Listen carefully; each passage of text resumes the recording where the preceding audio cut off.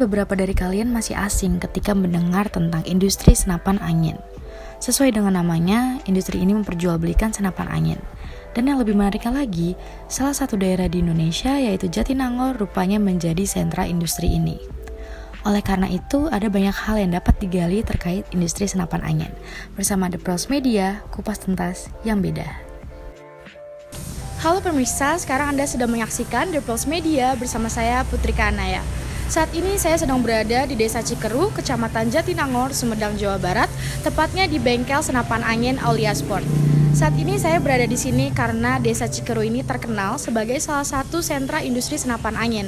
Dan di video kali ini kita akan mengupas lebih dalam tentang bisnis senapan angin itu tersendiri di Jatinangor. Kalau begitu, ayo simak videonya lebih lanjut. Pak Surya merupakan salah satu pengrajin di bengkel Aulia Sport yang berada di RW 8, Desa Sayang, Kecamatan Jatinangor, Kabupaten Sumedang, Jawa Barat. Ia telah menjadi pengrajin sejak tahun 1998. Pak Surya mengaku ia belajar menjadi pengrajin melalui kakaknya. Kali ini Pak Surya membagikan kisah mengenai bengkel senapan angin yang telah menjadi mata pencaharian utamanya untuk menopang hidup. Kalau bengkel ini sendiri dari tahun berapa? Baru juga paling 5 tahunan. Berarti dari tahun 88 dulu bisa di sini ya? Bukan. Dulu awalnya di mana? Di Cikeruh sana. Di Cikeruh. Ya. Nah berarti di daerah Cikeruh ini emang terkenal banyak pengrajin senapan. Banyak. Hitungannya ada 150 bengkel kalau nggak salah. Dan itu masih aktif semua ya? Masih.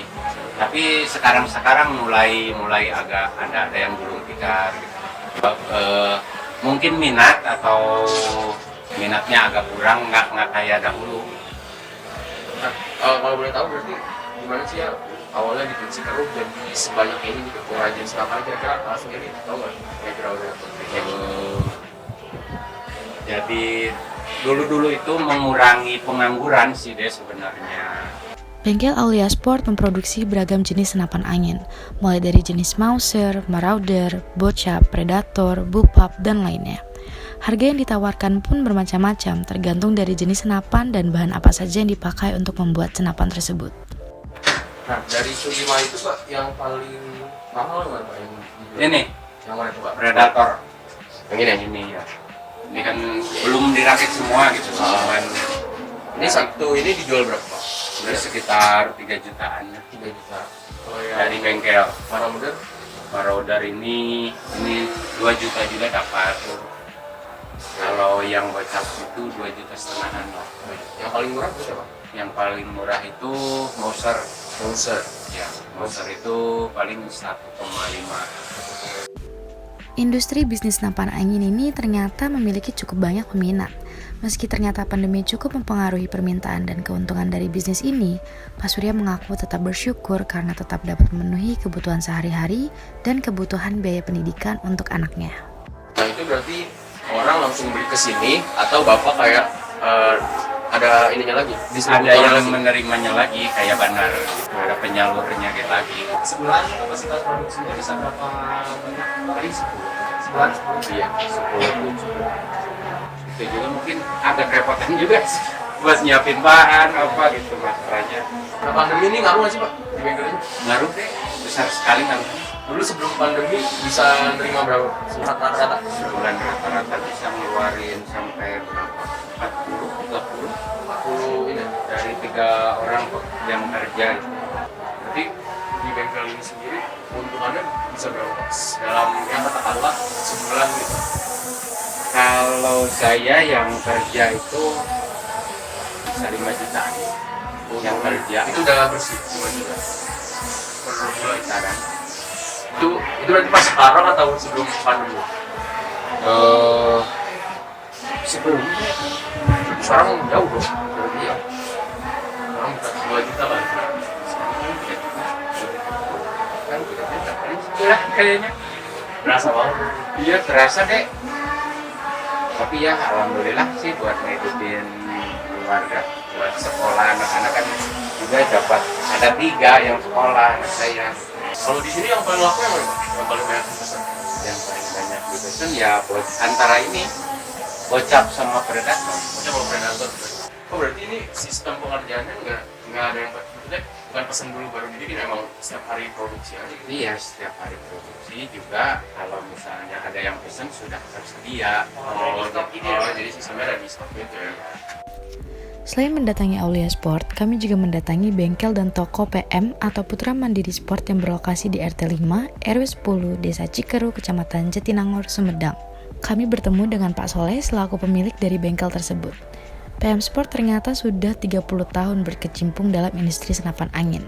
Kali ini kami akan mengupas mengenai bengkel PM Sport dan keuntungan yang didapatkan terkait bisnis ini. Kenapa gitu awalnya akhirnya berdiri bengkel senapan itu, tahu ceritanya gitu? Kan kebetulan kan kalau setahu saya nih ya, kan mertua kan ibaratnya mah dulu kerja sama kakaknya, Bubut juga. Terus setelah kakaknya ibaratnya mah gulung tikar, baru buka sendiri gitu. Pertamanya si Bubut, bengkel Bubut. Terus-terusan akhirnya buka pengrakitan senapan juga gitu. Nah, waktu awal-awal buka atau apa? Buat bengkel modal awal kan hampir 100 jutaan lebih lah. Iya, modal. Kan belum beli mesin kan. Beli mesin kan second juga 24 juta. Iya, belum bahan-bahannya juga kan. Itu modal awal kan beli satu kan, baru udah berkembang beli banyak kan mesin. Sekarang ada sekitar 7 mesin Bubut. Iya.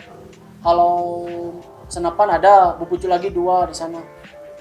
Iya, beli lagi. Nah, terus berarti sekarang pekerjaannya udah ada berapa? Bengkel Bubut ada 5 orang. Kalau bengkel senapan kan kebetulan bapak punya anak buah ngerakit di rumah masing-masing ada. Total ada 18. Dulu kalau nggak salah cuma 4. Iya, cuma 4. Itu dari bengkel senapan ya. Kalau Bubut 3 orang. Jadi semuanya 7. Nah, terus berkembang kan ya. Ya alhamdulillah sekarang maju gitu. Berarti itu proses produksinya setiap hari produksi atau Setiap hari. Kalau ada pesanan baru? Setiap hari. Jadi ya kita bikinnya nggak pas mesen bukan. Jadi terus saya produksi terus dari dia ready stock ya. Jadi kalau misalnya ada pesan kan kebetulan kita udah langganan juga kan dari Surabaya ada, di Jepara ada, di Kalimantan ada gitu. Kalau satu senapan misalnya yang itu Pak, itu berapa lama pekerjaan? Jadi bukan persatuan, jadi 20. Jadi sekali. setiap satu orang dikasih 20. Nah, kalau 20 plus minus ya 1 bulan jadi. 1 bulan itu udah jadi 20 unit. Iya 20 unit gitu. Udah siap jual gitu. Bengkel PM Sport ternyata sudah memiliki pelanggan dari lintas daerah seperti dari Surabaya dan Bali. Ada juga pelanggan online dari salah satu e-commerce ternama. Pak Soleh mengatakan jika pelanggan rata-rata membeli senapan angin untuk hobi berburu. Bukan hanya itu, bengkel PM Sport juga dinaungi oleh koperasi. Kita nggak bisa independen loh, nggak mau ikut koperasi lah nggak bisa. Iya, soalnya kan semua diambil sama orang koperasi kan. Baik dari bengkel juga kan, banyak bengkel-bengkel nakal kan. Ntar kalau misalkan ikut koperasi pasti ntar ada sanksinya juga gitu. Berarti masih ada Alhamdulillah kalau di Sekurus setahu saya tidak ada. karena udah bergabung. Iya udah, jadi ketakutan juga sama koperasi kan gitu. Jadi setiap kali per bulan sekali kita rapat di koperasi sama Polda juga kan sama Kapolres.